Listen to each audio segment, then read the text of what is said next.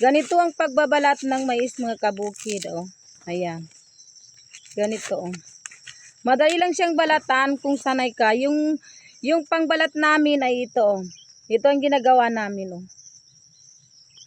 Yung kawayan tapos ano mo lang siya ng matulis tapos lagyan mo lang ng guma tapos ayan. Ayan. Napakasimple lang pagbalat ng mais mga kabukid. So ayan. Ayan oh. Ayan. Madali lang pag ano natin. Yung sa mga nakaka-related dyan ay alam ko na miss nyo rin ito pero ang hirap pero wala tayong magawa. O diba? Ganito lang buhay natin.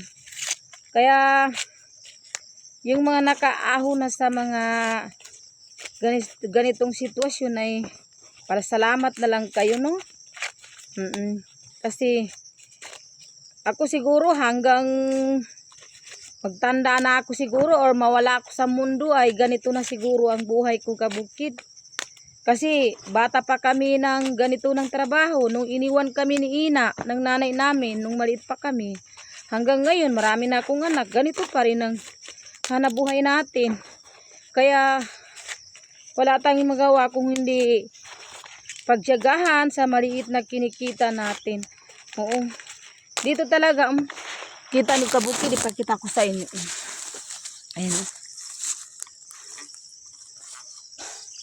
Yung mga kasama ko nandun sila sa kabila. Yan.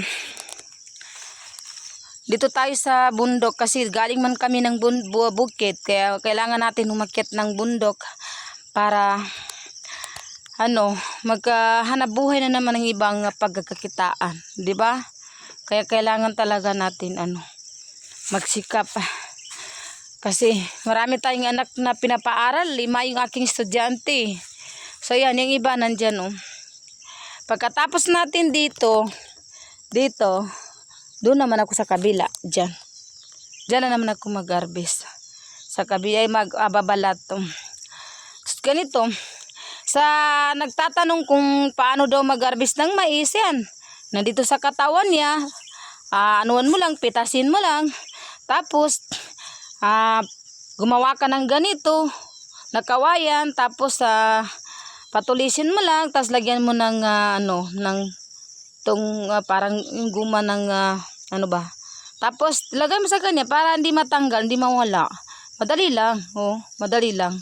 Tapos kung ano man pwede naman kamay, kaso yung kamay mo magkasugat-sugat kung wala kang ganito. Kaya sa talaga ay sanay na kasi ako